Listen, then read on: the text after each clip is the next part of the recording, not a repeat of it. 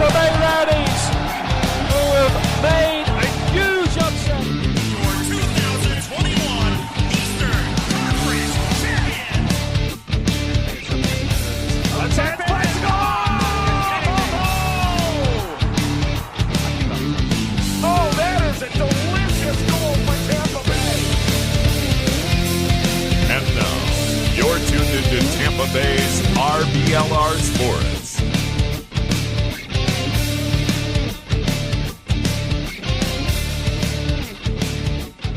Oh, hello, everyone out there There in you Tampa go. Bay and beyond. Somehow, I stayed on mute longer than I intended, so I apologize for that. But regardless, we are here tonight, and we are here to cover the Rowdies. By we, I don't just mean me and whatever's going on behind me, which at this point is just a cat. I mean also my co-host, Carlos, who is usually here with me to cover the Rowdies, and he is ever faithful in his attempt to do so. Carlos, how are you doing this Tuesday night? In the real hot days of August. It's actually really nice here in Arlington right now, James. It's beautiful outside.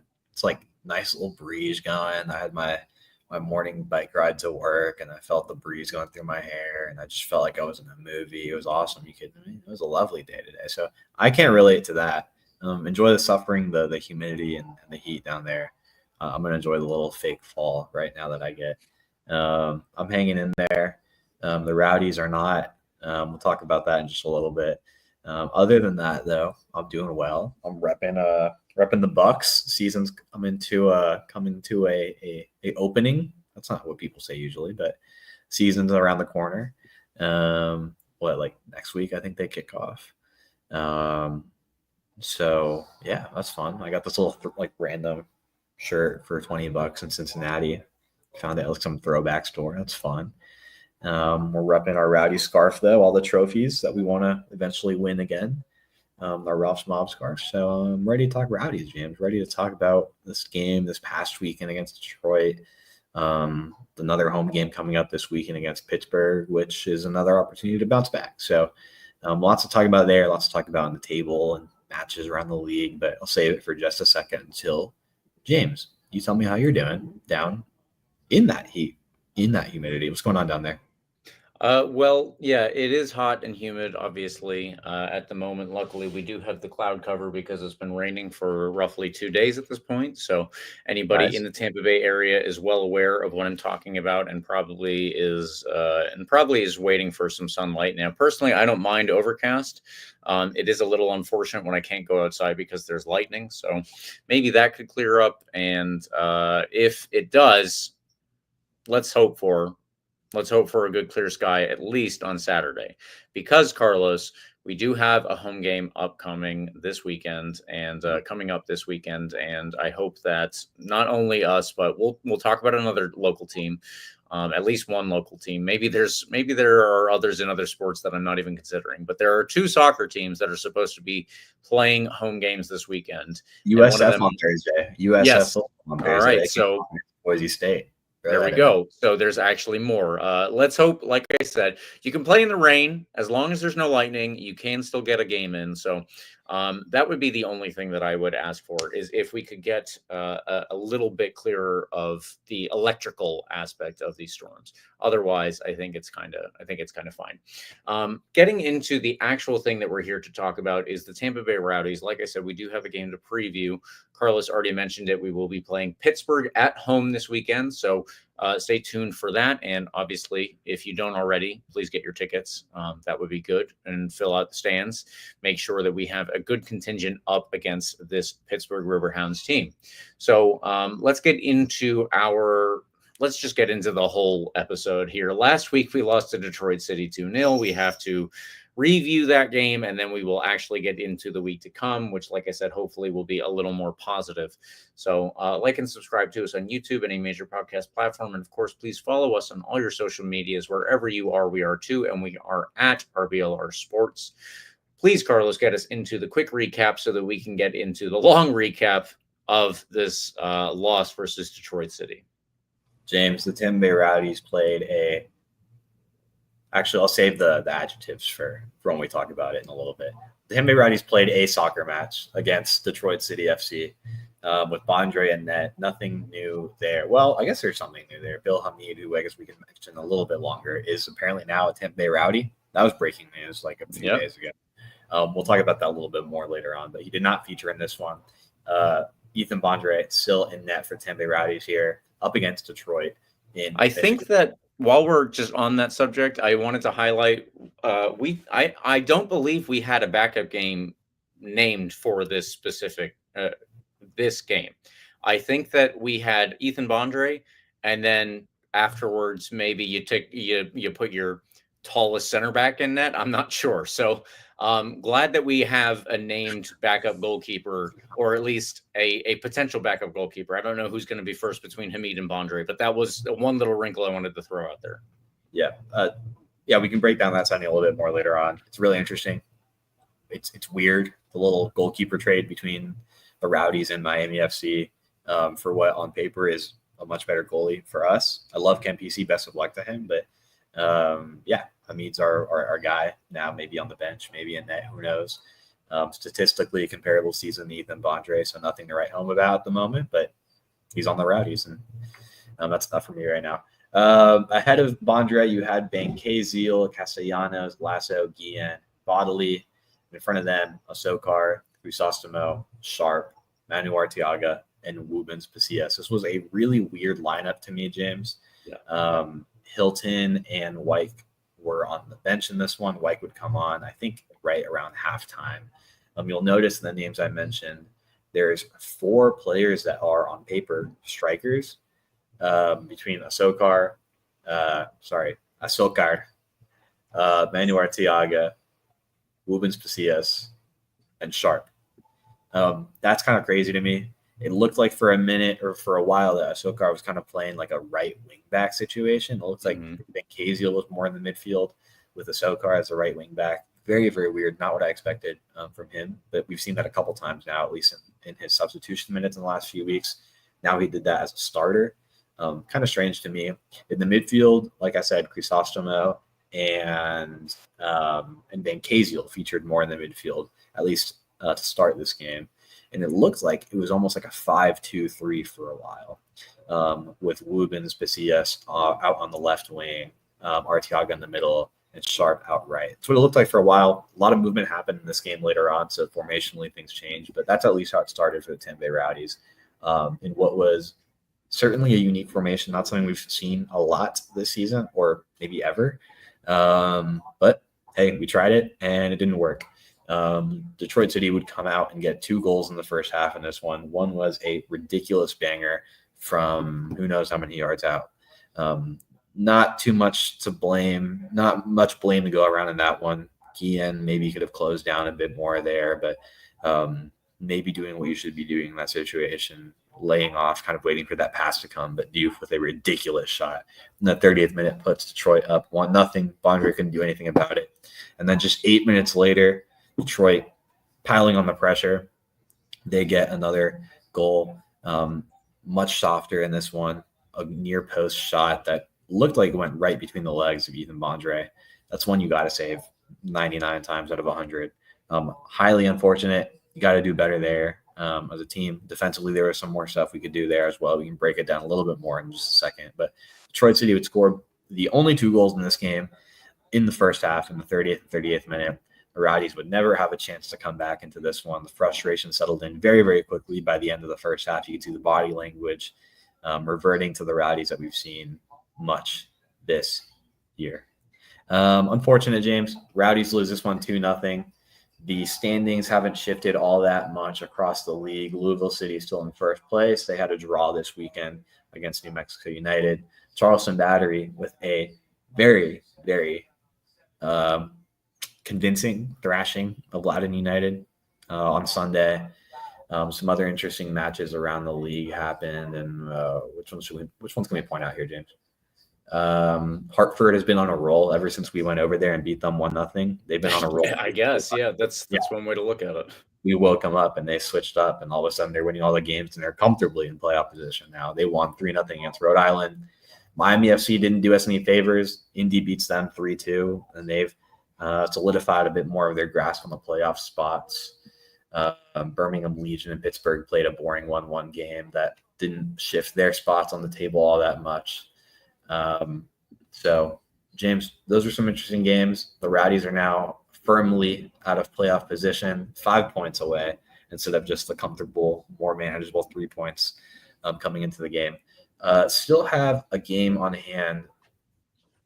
hand on the 9th, 10th, and 11th place teams, Rhode Island, Birmingham, and Miami, but not on the teams that are currently in playoff position, Hartford and Indy, who are 5 points ahead of the Rowdies. Things are going to get a bit more complicated. We say every week that we're just one win away from turning things around. But unfortunately, that big win, doesn't seem to have come yet.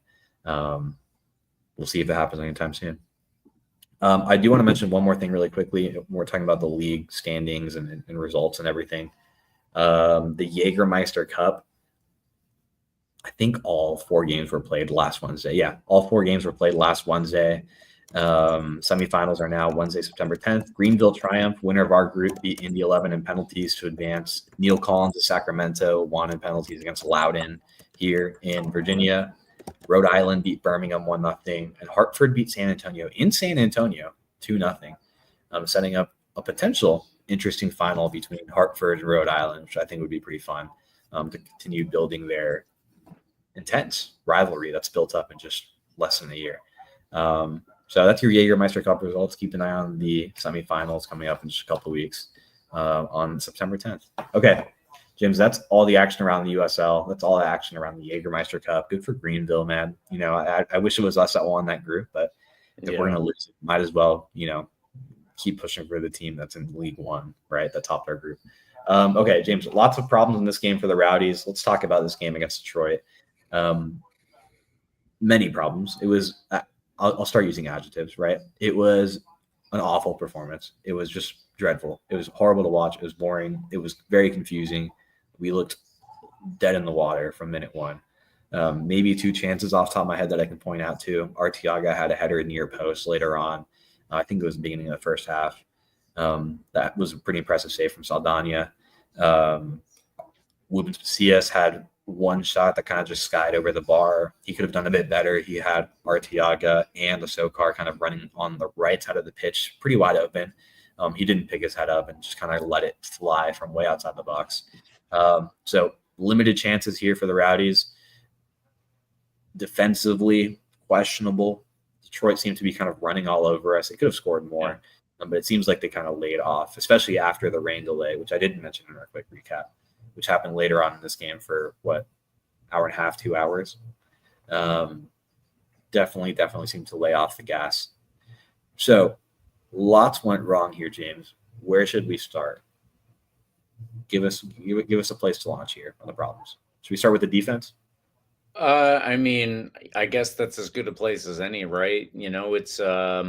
It's interesting to try to determine what the lineup is at times because you look at the available players, I guess, that we had for this one and the starting 11 as well. You try to compare them, and I think that the Rowdies have had I'm not entirely sure what to make of the difference each week in our starting 11 because, you said Wana Sokar was the right wing back at times. And so Thomas Van Kaziel has played a lot in the middle. He's also played as the right wing back. He's played as one of the deeper defenders in the back 3. So I think that it's just it's Thomas Van Kaziel was the midfielder in this game with Wana Sokar seemingly as that wing back. But again, this was at times, and I think you could say that possibly we saw them change just moments here and there. But it was interesting to see as well because Danny Crisostomo and Thomas Van Kaziel, I don't think that that's necessarily I don't think that that's a bad defense in the USL Championship, or excuse me, a defensive midfield, let's say, a defensive midfield. I'm already mixing up where players were, obviously, but I don't think Crisostomo and Van Kaziel are a bad defensive midfield across the USL Championship. It might be the longest name partnership. We can give them that. But if you look ahead of them, Manuel Arteaga, Wubens Passius, and Charlie Sharp, just a very interesting combination there. And Woobens has played wide at times. I think he's played wide for other teams, not just us, but he's played as a you could say in kind of a winger forward position. It's not necessarily one where he's trying to add to Manuel Arteaga. He's trying to offer something else and create positions, I guess, more so out on the left side in this past game. And Charlie Sharp, I think, frequently out on the right side in this one. But yeah. So I wanted to compare the starting 11 and the guys on the bench. Lawrence Weick was on the bench. Luis Alvarez was on the bench. Those are two players that we've seen start quite a bit recently. Obviously, Lewis Hilton was on the bench. Now, in all honesty, I don't know if he was on the bench because of an injury or if he wasn't starting for selection purposes. He didn't come on at all in this game. So personally, I'm just assuming that that's an injury issue. We don't know. I don't think that we have anything giving us that for certain. And that'd be my guess. Yeah. Is listening. So if he can correct me if I'm wrong on that one, fair enough. But Lewis Hilton, you would expect to have some minutes if he was available. So yeah, these are just a couple of weird changes to the lineup that I'm not really sure what to make of. Nick Moon was another one who didn't make it off the bench. And again, based on his playing time recently, I would be surprised if he didn't play strictly because of selection purposes. If it was because he had some type of injury and they wanted to keep him off, at least in this case, some kind of rough turf, I would get that. But yeah, I don't know entirely what to make of this 11. And since Coach Dom has come in, we've seen a lot of positive play. I think that we've seen the little bits of progress here and there that Carlos and I have mentioned over the last couple of weeks, up to 2 months at this point. But this was not one of those games, unfortunately. I'm just going to throw up this comment here from listener John Tyler. 3-1 win over Indy gave me so much hope because I felt it was our best performance of the season. But then that first 45 minutes against Detroit was probably our worst 45 minutes of all year. Yikes. Yikes. I guess I can kind of agree with that. I think that defensively, you mentioned that we were not doing well. I think both goals, in all honesty, were pretty poor. The first one we should have done a little bit better in terms of putting on pressure before the player was able to take that shot. That was an issue. And if we could have shut him down, you don't expect somebody from that far out to be able to pick the corner exactly the way that he did. And I understand that. But at the same time, I think that he had over 5 yards of space between him and the closest defender. So that's negative. The second goal, the player that brought the ball from close to the Detroit City line, halfway line, all the way up to our box, that was. I don't know where the defensive unit was on that one. So I tend to agree that first 45 was among the worst that we've seen this season, and obviously, based on how the season has gone and where we currently sit, I think that this has been a season with quite a few of those very negative 45-minute periods. I could think of one or two games in particular that stand out over the course of 2025. Maybe it wasn't quite that bad, but it was not what anybody wanted to see. And possibly that's down to a couple of changes to the lineup that we just mentioned. And I don't know if that again comes down to injuries or not, but when we're doing this frequent chopping and changing and we don't really have any type of consistency, I think the real consistency that we've had lately has been Aaron Guillen. You could say Aaron Guillen, Robert Castellanos, Ethan Bondre, and of late probably Danny Crisostomo and Blake Bodley.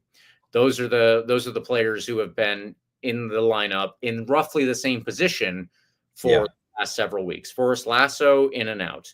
Now Nick Moon in and out. Thomas Van Kazeel has been in the starting 11, but he's also been moved between those three different positions that we just talked about for the last 2 or 3 months at least, if not the whole season.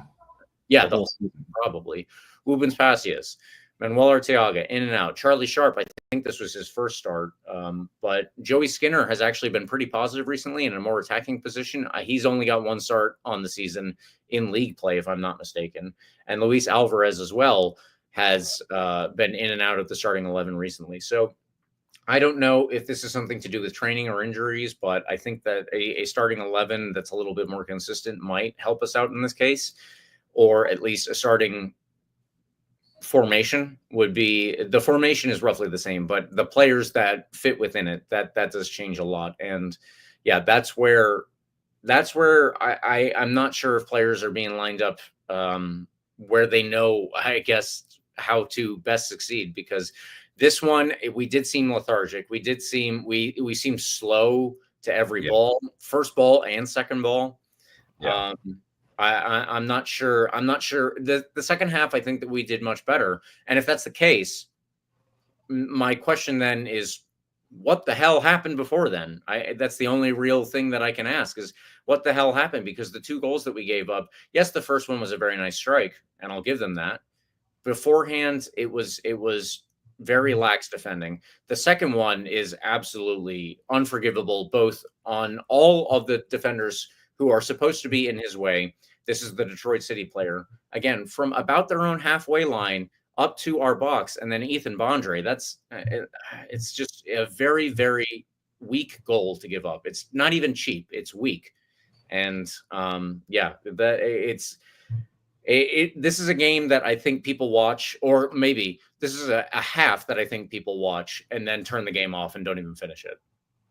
Yeah, I'd be lying to you if I said like I stuck around for the rain delay. You know what I mean? To watch. So, like, there was no reason to. Like, there's always a chance to come back, right? Like that's the idea of it. You never really saw that in this game. You said we have a better second half.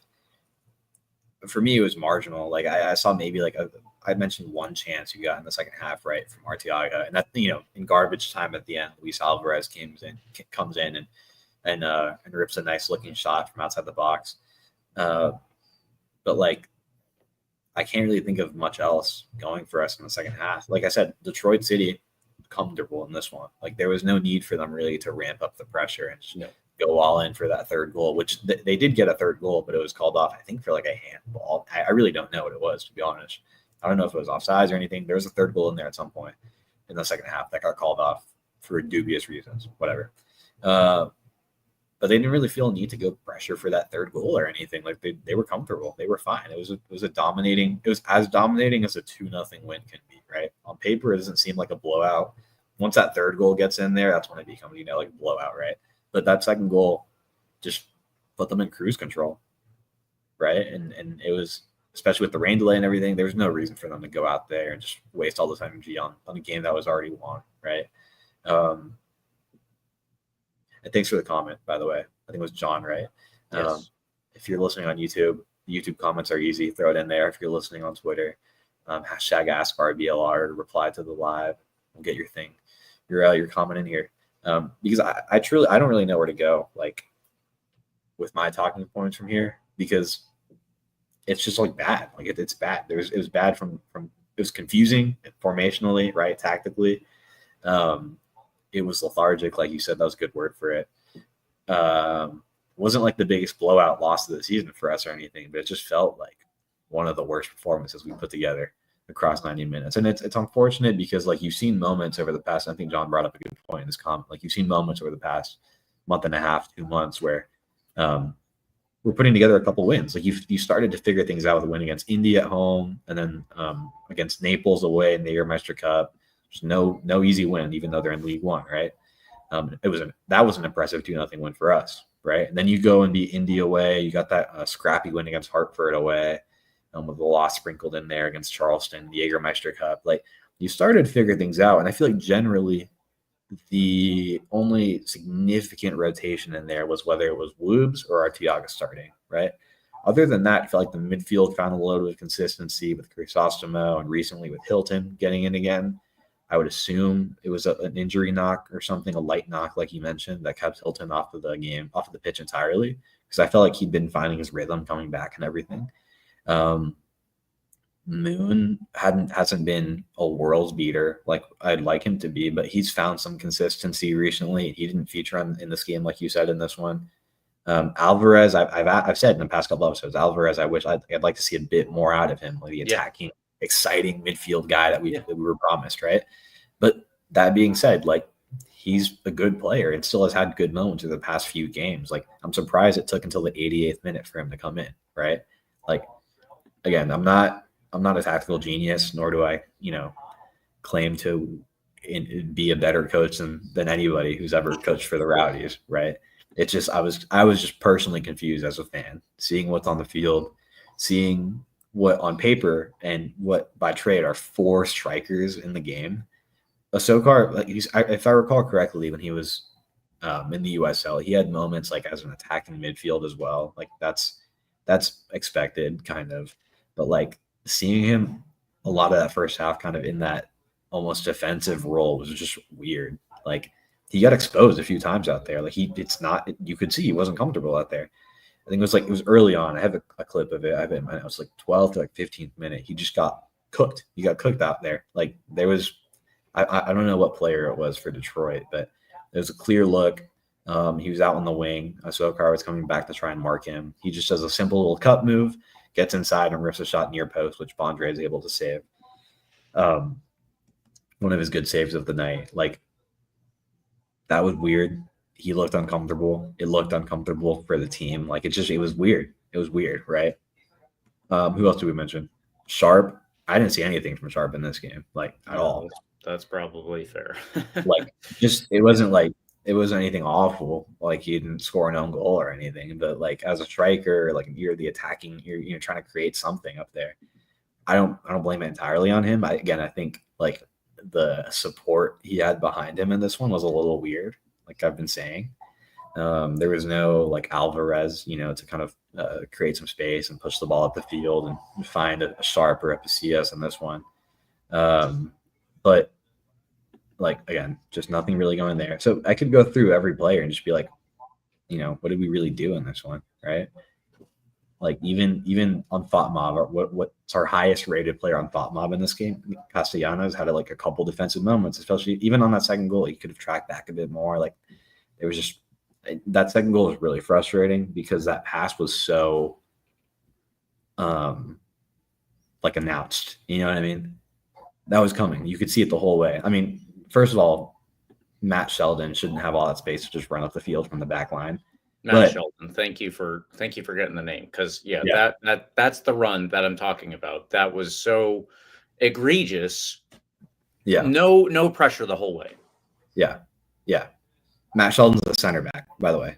Imagine like Castellanos just running up from the back line and finding Arteaga on a through ball. Like Matt Sheldon does not create attacking opportunities. It's not what he does. He's a center back and he's not a world beater or anything. He's just like a good center back. He's fine. That's ridiculous, but whatever. So I have problems with that, but I also have problems with the fact that this pass was so clearly like announced. He wasn't going anywhere else. He's not going to take it to the goal. That much. There was only one guy in his entire like line of vision, and it was the goal scorer, Darren Smith. There was 3 Rowdies players around him. Guillen was slow to it. Lasso saw him the whole way. Lasso was right. Like he has both of them in his line of sight. There's nobody behind him. Like there was only one guy that ball was going to. And it just trickled on by. It was a slow, okay little pass. It was into space, like because there was no Rowdies player to lock him down. It was crazy. And then of course, we talked about Bondre needing to do better on the save, like the cherry on top, right? So that sucked. That was bad. I was frustrated. Admittedly, I turned the game off after that for a while. I had to like go back and rewatch some of it, rewatch some of the highlights. I turned it back on for the second half. And then the rain delay happened, and I'm like, yeah, I'm not watching this anymore. Side note, this was something I discovered on the back end of the game after looking at FOTMob. Former Rowdy Jordan Adebayo Smith plays for Detroit. That's random. Apparently he's on loan over there from Minnesota. Good for him. I liked him when he was on the Rowdies. I don't know why that came up in my head now, but okay. I think that's everything I wanted to crap on right now. I think I got it all off my chest. What else was there? Defensively, we talked about that. Yeah, I last thing I'll say on like the confusing formation situation. Wyke came into this game and looked like not injured or anything at all, right? Like, did I miss something? He didn't look injured or anything. Like he looked. I didn't see anything like that. Wyke's been like one of our better guys in the midfield in the last like month or so. Ever since Lasso's kind of started to find a little bit of like, again, not a ton, but like he's kind of found himself in the starting spot at center back, and Wyke has kind of made his way more into the midfield. Wyke's played well in the midfield. I'm surprised that he didn't get the start in this one because I think he offers a certain level of defensive soundness as well, but he's also, capable of getting the ball up the field. Yeah, I'm surprised he didn't get the start in this one. He did come on early on in the second half. Maybe that contributed to some of the improvement that you pointed to, but again, for me, it was marginal, if anything. I will agree that, yeah, that's a fair description. It's better that we didn't have two exact plays like happened in the first half, but that's not to say that Detroit could not have scored or that we were particularly close to it. Yeah.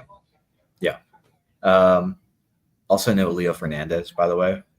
We know he was dealing with something light, something hopefully light. I'm not sure if it's entirely light, but I don't think he was on the bench in this one at all, which is unfortunate because he's kind of started to find minutes on the field again. He found his physical presence, but was it the last game that he went down, or was it the game before? It's all blending. It's blending together now. It's blending together. But yeah, he wasn't on the bench in this one. Didn't feature on the field, obviously. Yeah, that was it. I mean, there was a big gap in the second half, just not a ton of chances either way. On the back end, like I said, garbage time opportunity. Luis Alvarez had a good shot. Nothing crazy. I will just point out one more time, the one of the clearer looks we did have was, like I said, the Arteaga header at the beginning of the half. Bodley made a good little run on the outside, put in a good ball. Arteaga's on the far post, or on the far side. Tries to hit it near post. Good save from Saldana. Osokar, that was probably the clearest look. Osokar was right there. The ball bounces out right to him in like as close as you can get in the box, right? He's in the box, the ball bounces to him. He can't really get his foot to it.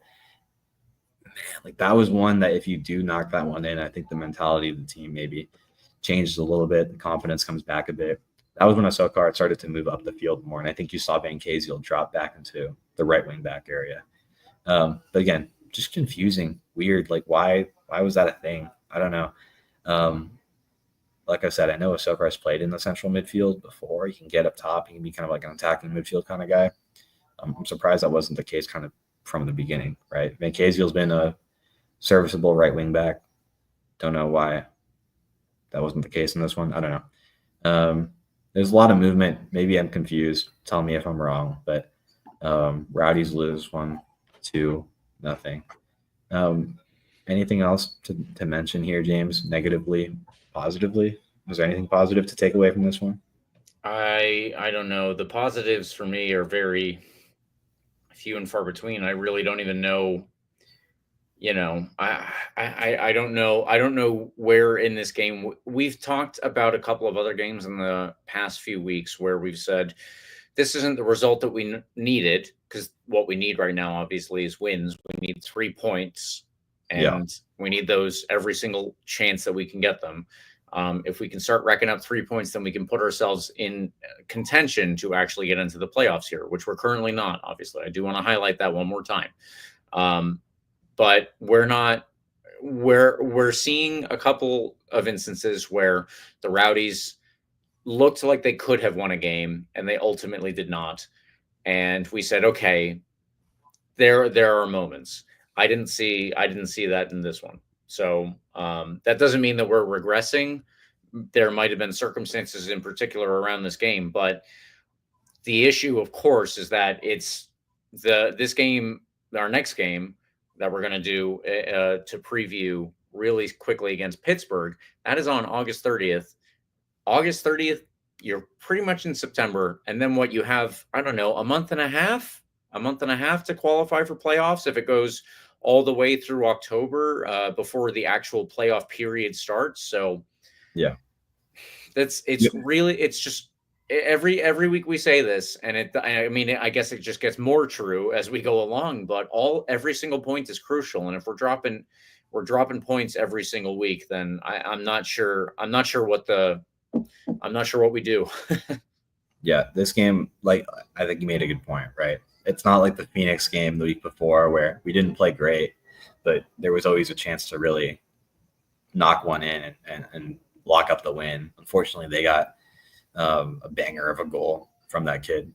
In North Carolina, it felt like we deserved a point, right? It felt like we could get out of there with 3 points potentially, with a bit more luck and,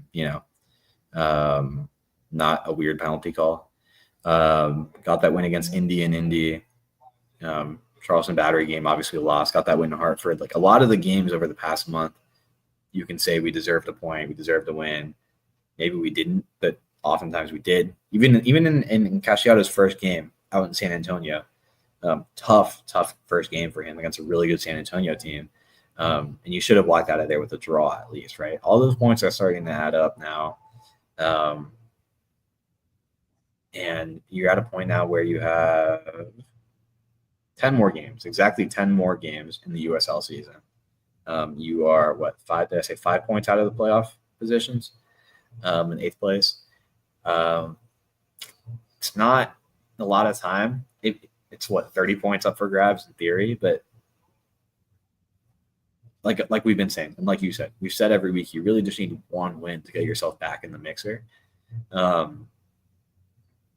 it hasn't really come out. Like, it hasn't happened yet. You know what I mean? Like, we've talked about this for the last few weeks. That win against Indy was big, right? Hartford was another big one. Like, right there, stringing together just a couple more wins and really putting yourself in the mixer. But it hasn't come.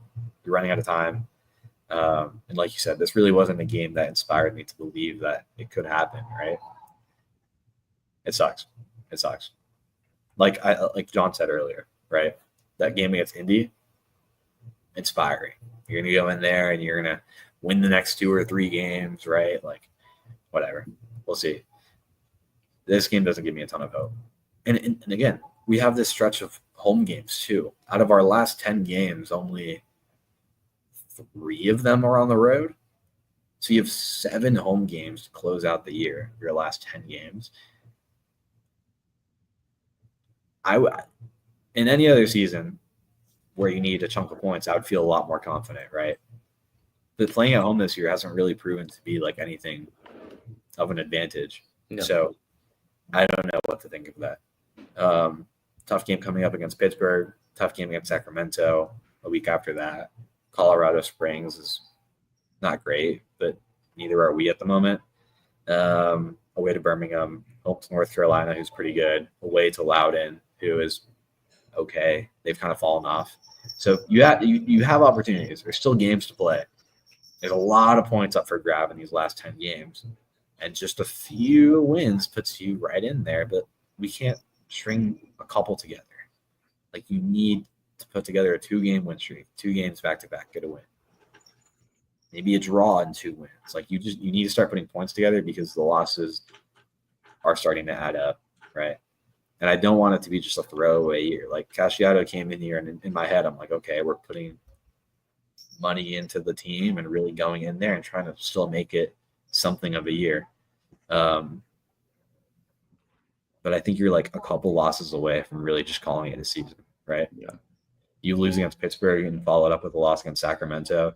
The teams above you in playoff positions are still going to keep getting points, right? That 5 points is going to quickly turn into 8 or 10. So, well, you would think so. Yeah, you would think so. Like I said, really, really need to start putting together these wins, or else I'm ready to call it a season. But not yet. Not yet.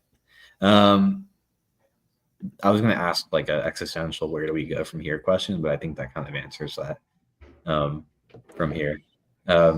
Anything else to add on that theme, James? 10 games left. Where do we go from here, et cetera, et cetera? I mean, I said earlier that I would like to see some consistency in the lineup and some consistency in where players are specifically playing, so that they can have get a little bit of a feel for being out there and what they need to do week in, week out. At this point, I guess that's all that I can ask for, because I'm not sure what else. I'm not sure what else we're supposed to. I'm not sure where else we're supposed to be getting these incremental changes. At this point, the big changes that we have on offer are you go and you get more loan signings. We've brought in a couple loan, or actually, to be fair, a couple of free agent signings too. And I'm not here to just disparage these players by any means, but Juana Sokar has not done a ton so far. Charlie Sharp has not done a ton so far. So those are the kind of the big changes that you can make, is you can go and bring in new players. So if we don't have really any more option for that, then the incremental changes are going to be where you play players on the field, where you line them up, what you ask them to do. And maybe us giving them a little bit more consistency would provide for a better result in the end. But if that's not happening specifically because of injuries, then obviously the coaching staff can't do anything about it. So I'm not sure. I'm not sure even what I would say.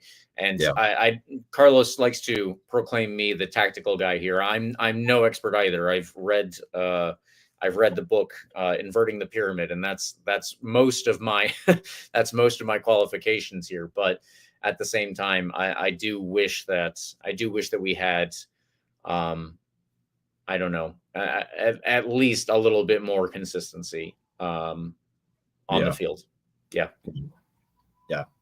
We'll talk about the Pittsburgh game here in just a second. I assume we can jump into our man of the match here in a minute, James. But I think if there's one thing we need to see a bit more of too, right? Last 10 games of the year, if you want it to be anything of a year and you don't want to just throw away the year, right? Which I think nobody wants that, obviously. We have got to get a little bit more out of it than this. Yeah.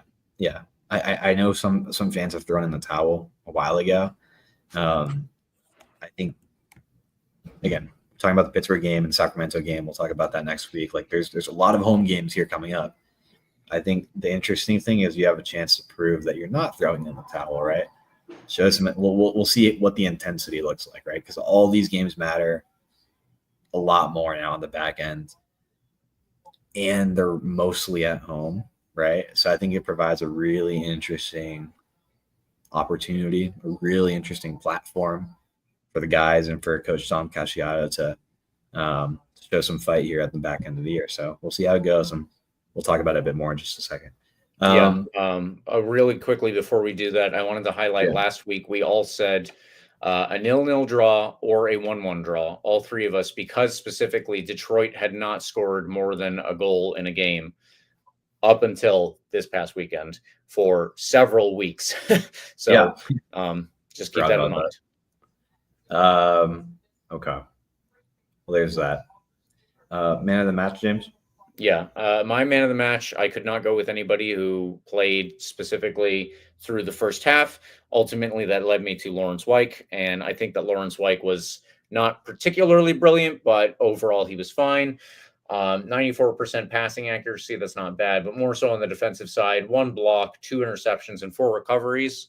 And he did that in 45 minutes. So I guess that's all you can ask for, right? At the way that we're looking at it, that's the best you're going to get. Yeah. By the way, I love how much Lawrence Wyke has settled in, like coming back to the Rowdies after, was a season or 2 away. Like he's so versatile, and he fills in really nicely. On the back line, he's solid. In midfield, he's really found himself over the past few games. That's why I was hoping he would start in this one, because I feel like he was looking pretty good over the last few games. That's a good shout. I went with Castellanos, but it's I don't know. It's really just in part because he was the highest rated on FOTMob. But he had a fine game. Like in terms of the back line, he did the most. And I couldn't really point to anybody else. So that's what we're doing. Okay. Shameless plug before we talk about Pittsburgh, James. Do you mind if I throw in a plug here? I do not mind. Is that okay with you? Okay. I think I'll survive. Okay. Liking and subscribing to this podcast is free. But if you want to support this podcast just a little bit more, you can go ahead and check out our online store, shop.rblrsports.com. So many cool designs over there, ranging from your Tampa Bay Rowdies to Tampa Bay Sun to the Lightning and the Bucks and the Rays. All cool personalized RBLR gear over there. You can use promo code COYR for 10% off and get your fun gear for all the teams in the Tampa Bay area, right? Like I said, Buccaneers coming up soon.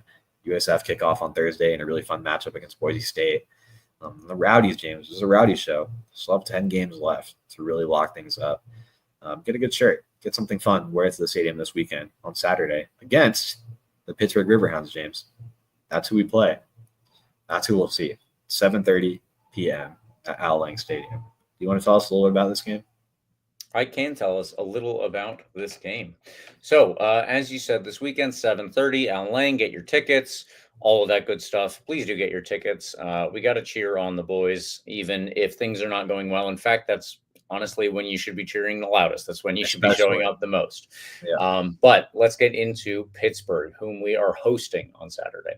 They are tied for 5th in the East with 28 points, like Detroit City. Obviously, Detroit City just earned 3 more points this past weekend. Keep that in mind. However, Pittsburgh only have 1 win in their last 8 games. That was at home versus Rhode Island. To be fair, we have played quite a few games actually recently against teams with pretty poor recent records, and their records did not end up mattering when they played us. So I'm hopeful that that will be different in this particular game this weekend, because we're going to say it one more time, but every single point is crucial right now. And yes, that is also true for this specific moment. They like playing in a type of 3-4-3 with Eric Dick in net. As I say every single time we play him, that is not a joke. His name is Eric Dick. He will be probably behind Guillaume Vacte, Sean Suber, and Beto Idrach. Beto Idrach, the Puerto Rican international who is originally from Florida. So happy for him to be playing professionally, but at the same time, probably not specifically where he's playing at the moment. Midfield is likely to be Perrin Barnes, Danny Griffin, Jackson Volti, and Luke Biazzi. An attack of Bertrand Jacquesson, Augie Williams, and Robbie Mertz. This has been roughly the same recently. There have been a couple of changes here and there, but we should expect a lot of those players to be in the starting 11. If there are a couple of changes, like I said, fair enough. But those are the names that you're most likely to see this Saturday. Augie Williams has 5 goals this season, and Jacquesson has 4 in all competitions. Griffin and Mertz also have 4, specifically in the league. Keep that in mind. Mertz and Griffin as well are the top chance creators. So Mertz is going to be an attacking player alongside or I guess opposite side of Bertrand Jacquesson. Jacquesson is someone who's going to get a lot more wide. Mertz is going to play wide at times, but probably going to be a lot more of the inverted winger type. If we want to think of it that way, he will also play underneath Augie Williams, where he can sometimes act as a number 10. Danny Griffin will be another player who, next to Jackson Volti, he will play as a number 8/number 10. So they have these options of players who can play in multiple different roles. And not only can they play there, but they will interchange. This allows them to build up numbers in certain areas and probably put a lot of pressure on the area where we, the Rowdies, would have our defensive midfield player, whoever that's going to be in this game, whether that's Venke Azil or Hilton or possibly Lawrence Wyke. Obviously, we will need to wait and see. But they are going to want to build up numbers specifically in that area, probably right outside of our penalty box or at the top of the penalty box. And those are going to be between Augie Williams, who's going to drop deep to help out as the target striker. And again, the other players beneath him, Robbie Mertz and Denny Griffin, those are going to be the danger men.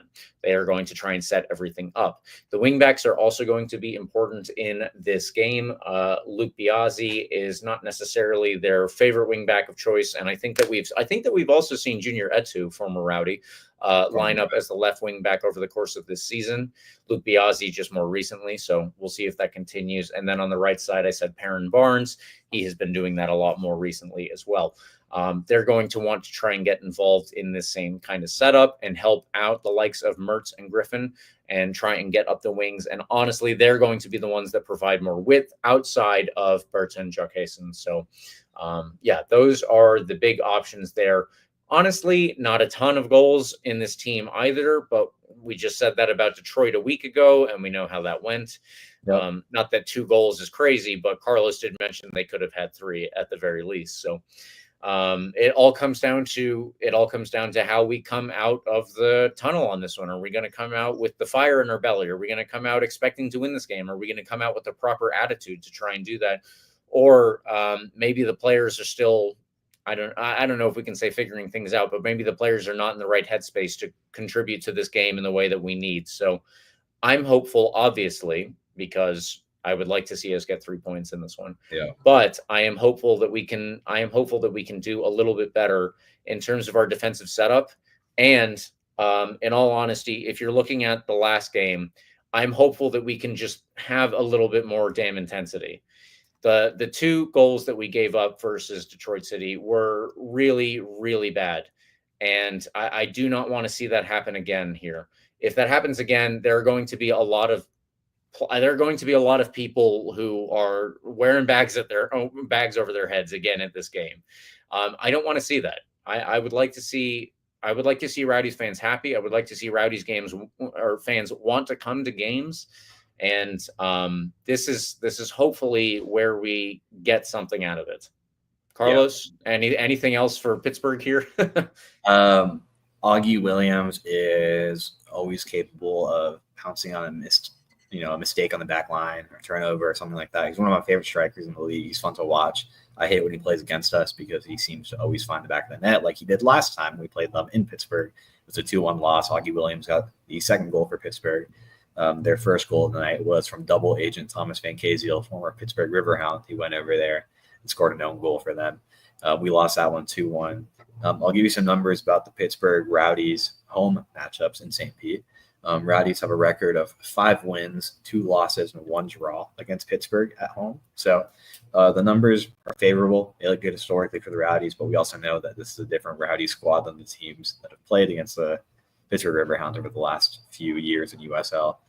Most recently, though, in Tampa Bay last year, we beat Pittsburgh 2-1 with goals from Arteaga and Leo Fernandez.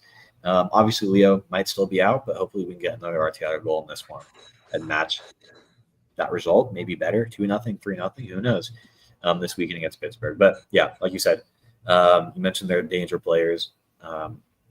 This is a game where you don't want to give them anything more than they get, right? Don't give them a free chance. Like I said, Augie Williams seems to always be able to pounce on those mistakes. Yes. So you got to play a clean game in the back line, in particular. So I think it's possible to get a win here. I think it's really important. Obviously, we talked about how much these points matter at the back end of the year, particularly because it's at home.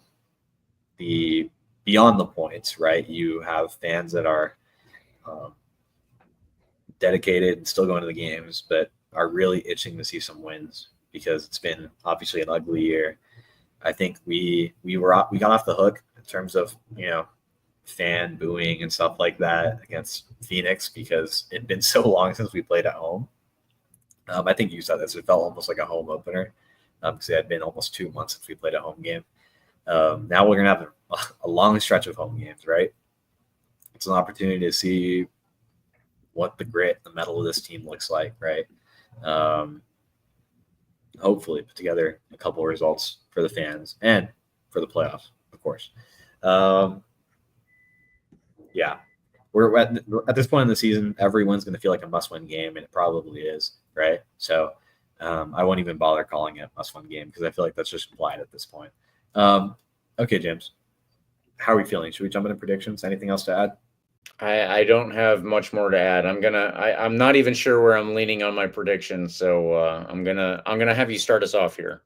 Okay, I'm gonna go with my heart and not my brain. I'm gonna say we win this 1-2-0.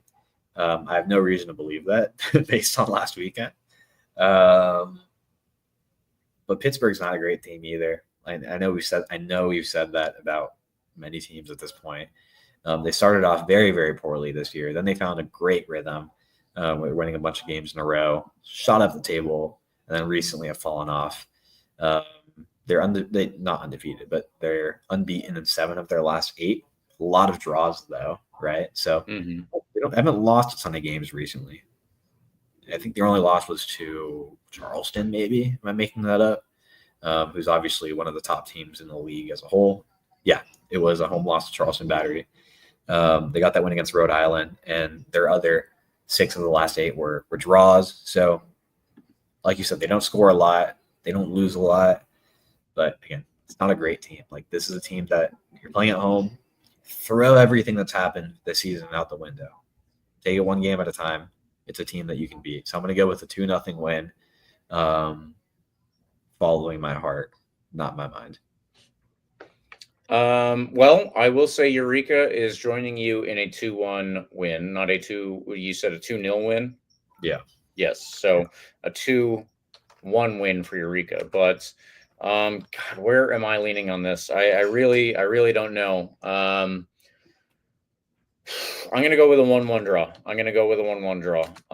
And that's fair.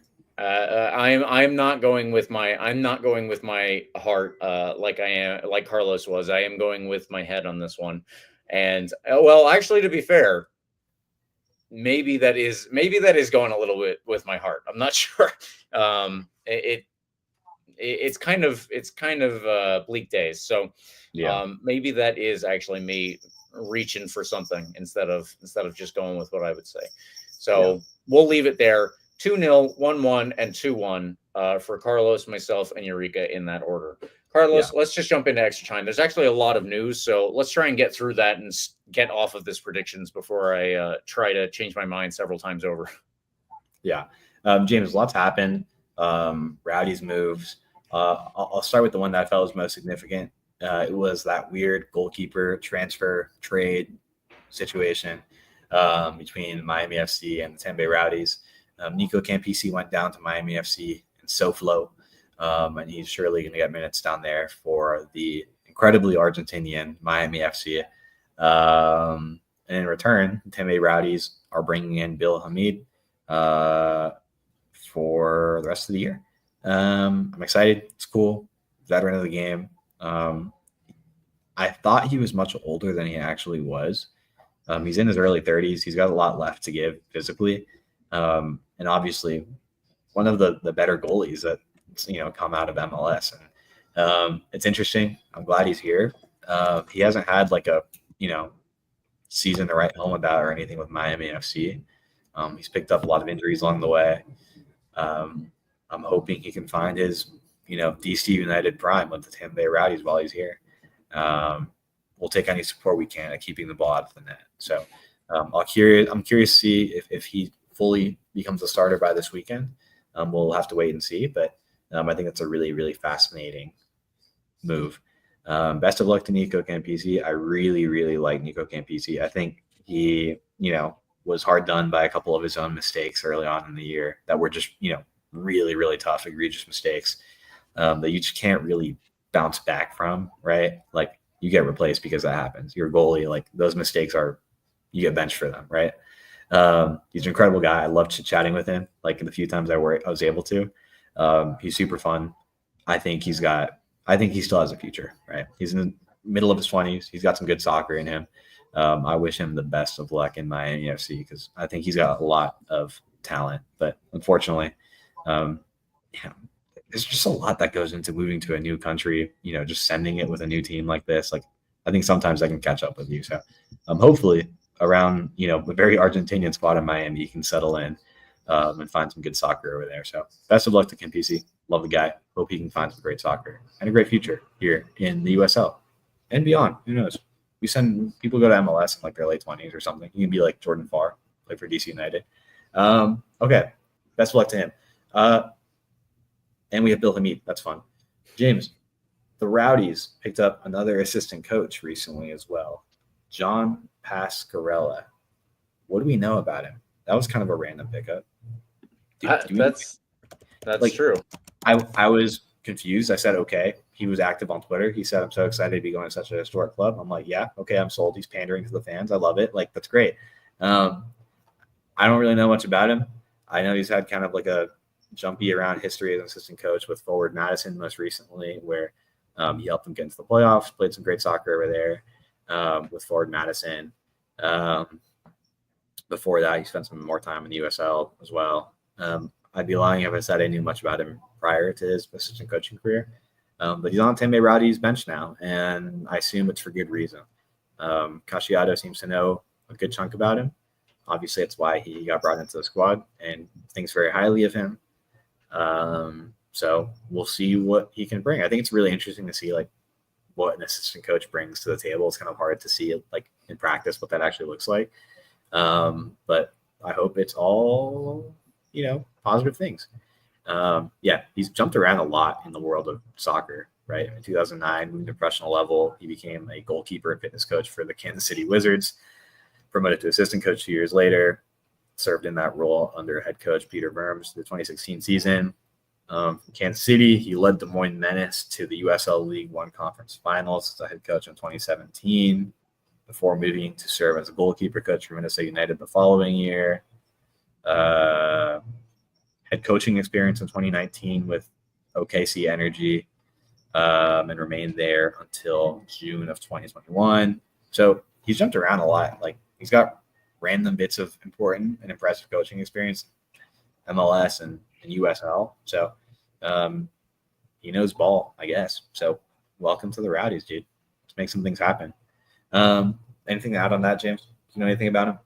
You've got to assume he knows ball just because he's been around so many different setups, and he's seen so many different styles, systems. Even you could probably say professional setups at this point. Oh yeah. One thing that I wanted to add in, I made a note of this before we started the show that we were going to talk about John Pasquarella. Let me look this guy up.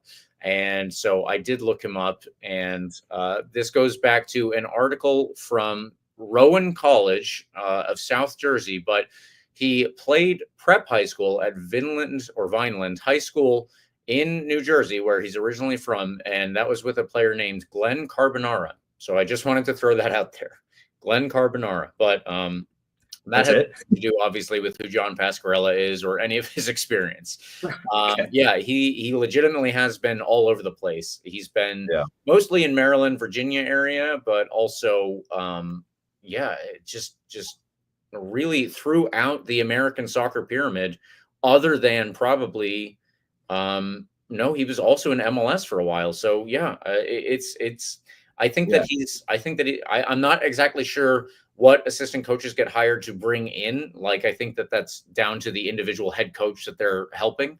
But he's got quite a resume on him, this guy. Yeah, it just seems like he skipped the NASL period in the modern era. I think that's the only one he might have missed. I'll give you one more bit of Rowdies news as we start to wrap up, James. Rowdies 2 is back. That's fun. Maybe not in the traditional way we've seen in the past with Rowdies U23 and Rowdies 2. We've seen them in like NPSL or League 2. Nothing on the article that announced this return indicates anything about a league or anything. They're playing some exhibition matches that were scheduled recently. They played their first one, I believe, last Friday. Not sure how that one went. And then they'll close out the year by participating in the USL Academy Showcase in December. It looks to just be a youth initiative connecting, maybe top talent around youth soccer in Tembe area to the Rowdies, keeping them involved, building up a, more of a pipeline between youth soccer programs in the area and professional soccer in Tembe Rowdies. It's great stuff. It's great. I think it's a great start, a good initiative. And something to note here, Rowdies assistant Russell Sterling is serving as the head coach for this Rowdies 2 squad. Cool. Yeah, I don't have anything else to add. It's cool. I hope they open up some of these matches. I like to see them really in the League 2 or something. I feel like that'd be fun to see some games over there on the waters. But cool. Good step. It's exciting. That's all I have. James, anything to add on that? No, I want to see some of these games. I mean, ultimately, I hope that it becomes a little bit more of an institutionalized thing where it's under the club, it's within the club, and they can kind of have the pathway that most teams have. Right now, we have Christian Ortiz on loan at Columbus Crew 2. We have Nate Worth on loan, I guess, back because this is where it originally came from, but back with New York Red Bulls 2. That's we need an academy like those two clubs have. A reserve team, like hopefully Tampa Bay Rowdies 2 is, and it needs to be under the same umbrella, or I don't even know if umbrella is the right term, but it needs to be under it's a ladder. It's a ladder at least, right? Best players are going to continue through the academy system until they hit the reserve team, and if they're good enough, then they'll start playing with the top team. If they are good enough there, they can hopefully make some appearances in the USL actual championship league games. That's the goal. That's what I want to see someday. Might not be tomorrow, might not be by the end of 2025, but let's get that going. It seems like a great step. It seems like we're trending in that direction with something like this. So that's good to see. Keep all the best players in Tampa, Bay, St. Pete. Exactly that. That's the idea, right? Some big USL news I'll throw in here as well. This is from John Morrissey, USL Tactics. Ryan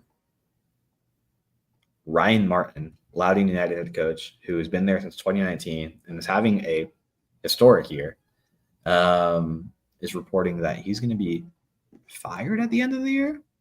Maybe not fired, let go. Is that a better word? It's the same thing.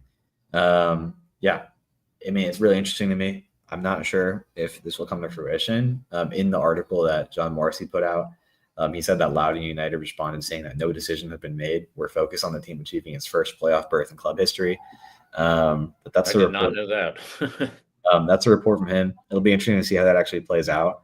And the guy's having a great year, and he's been there since 2019. So if he actually does head out from Loudoun at the end of the season, I think a lot of USL teams will be looking to poach him for their club. I wanted to throw that in there. We'll see how it plays out. Keep an eye on that at the end of the year. Maybe it gets officially announced if it happens at all. But that's the reporting from John in USL Tactics. Okay, James, throw this one in here. Let's wrap up. Let's get out of here. Send the people home. Tell me, what's going on this weekend? Yes. So I mentioned this earlier, but obviously there's another soccer team that we'll be playing this weekend, and it happens to be, provided we don't have rain delays, but it happens to be the Tampa Bay Sun. After opening their inaugural season with a championship trophy, the Tampa Bay Sun are back, and this will be their first home game. Unfortunately, last weekend, they played Brooklyn in Brooklyn on a baseball field in front of what looked like about 5 people. But former home of the Cosmos. Yeah, right. So the Tampa Bay Sun will host their first game of the 2025-2026 season against Floridian rival Sporting Club Jacksonville. This will be the first time that anybody in Tampa gets to play Sporting Club Jacksonville, because they will presumably be on the men's side next year, where the Rowdies would end up playing them. But the Tampa Bay Sun will get there first and hopefully also draw first blood, as Danny DeVito said when he was unknowingly quoting Rambo during that scene in It's Always Sunny. So that is what I would like to see this weekend. If you have tickets for one, if you have tickets for the other, good. If you don't have tickets for either, then you need to get tickets, or you should buy tickets for both, and you should attend one half at each game. Maybe that's a possibility. I don't know how to do that, but if you can be at both somehow, I encourage you to try it. If you have the technology to transport yourself, much like to go to another show, Star Trek, I think Star Trek, they have that. So if you have that technology, then you need to use it this weekend to get yourself at the Tampa Bay Rowdies and Tampa Bay Sun games at the same time, give or take. So you have your marching orders, get tickets to one or the other of these games, and I will see you there, or Eureka will see you there, and we will both see you in gold and one other color, I presume. Wow. Way to land the plane there. That was tough. Gold and another color. That works. I see the vision. Tampa Bay Sun opener. I'll be fine. Almost hope for 2 wins in the Tampa Bay area in the world of soccer. For the sake of this podcast, particularly the Rowdies, who need it horribly right now. They need it so bad, James. Let's get out of here, James. Follow RBLR Sports on Instagram, Twitter, TikTok, Facebook, Threads, anywhere you are, we're there. Like and subscribe to the podcast. Wherever you get your podcasts, we're also there. James, you can follow me at CarlosTPA10, at CarlosTPA10 on Twitter. You follow me already, but everyone else can. James, where can people follow you? I am also mostly on Twitter at RBLR James K. There you go. Like I said, like and subscribe to the podcast wherever you get your podcasts: YouTube, Apple Podcasts, Spotify, Google Podcasts, everywhere. iHeartRadio. James, big game this weekend. Every game is a big game. Who cares? Like, every game's a final now. Let's play like it. Play with some intensity. And get out of here with a win. 3 points. Come on, you Rowdies. Come on, you Rowdies.